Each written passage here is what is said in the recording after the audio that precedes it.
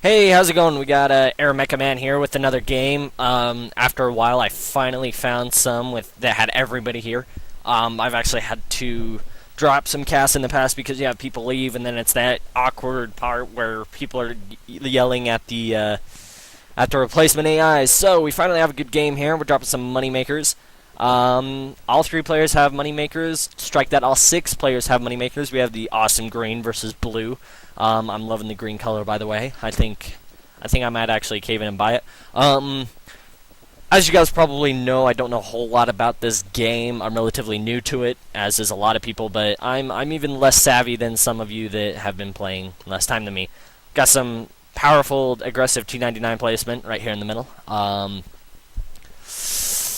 I've noticed something about this game, though. The mecha seems to be, or not the mecha, the meta.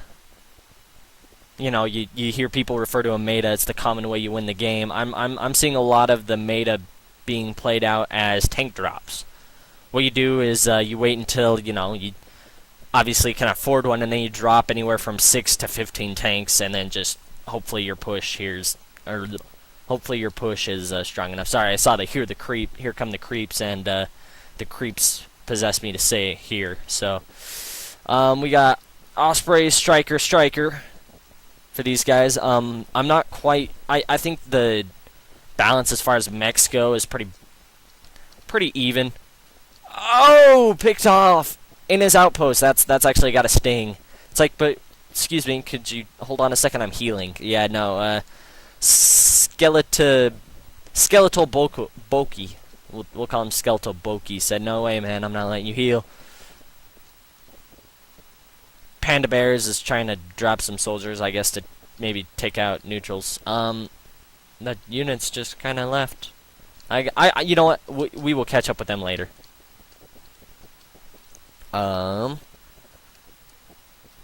So far, blue's controlling it, but I don't think they deserve it. Obviously, we got 2 on green. Somebody's queuing up soldiers right now to go drop. That a boy, Grenth, man in your warthog. I was never a plane enthusiast, but if I was, I would say the Warthog would have to be my favorite. Oh, there's an early tank push. We've got some Longhorns with some Seekers.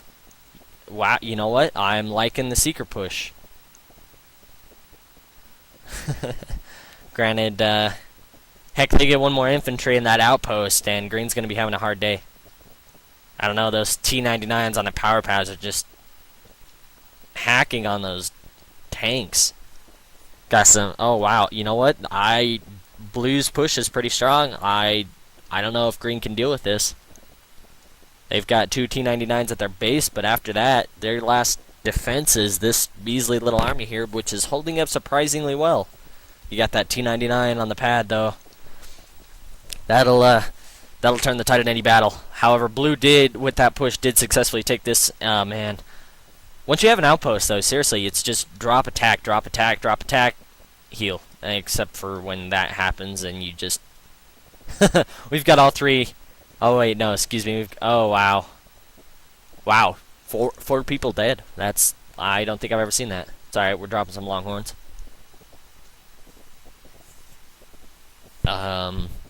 Skeletal Boki. Not quite sure what he wants to do with him. Fairly even so far.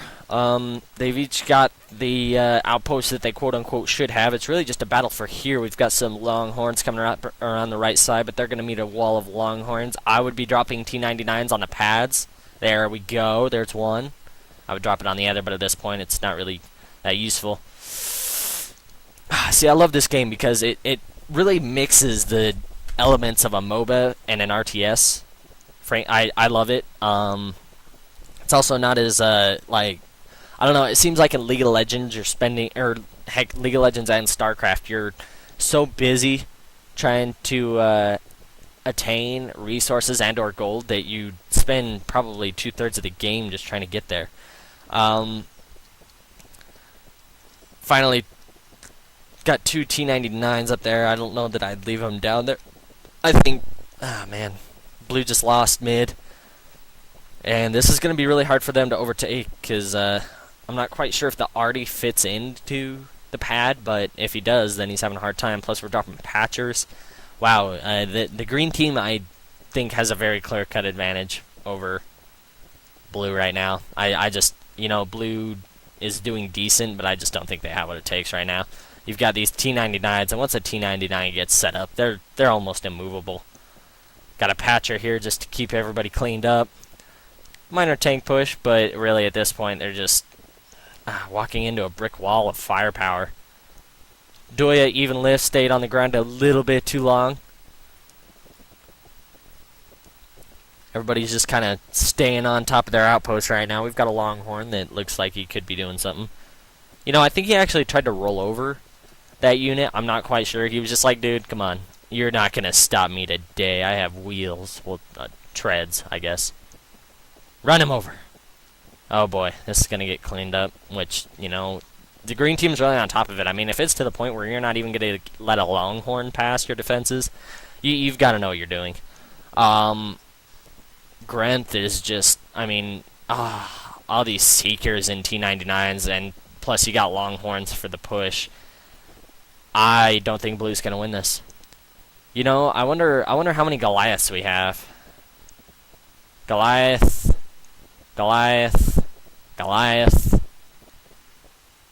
There's wow. Actually, not all players have a Goliath. That's impressive. We have a drop that looks like it was just a Longhorn that got cleaned up pretty efficiently. Yeah, again, tank drops. I mean, I hate comparing this to other games because it's so unique, but yeah, it's like, in StarCraft, the way to win is, only in this version, the way to win is Medevac Siege tank drops. Oh, and by the way, everybody's playing Terran, but let's be honest, StarCraft would be better that way. Oh, I can feel the hate comments now.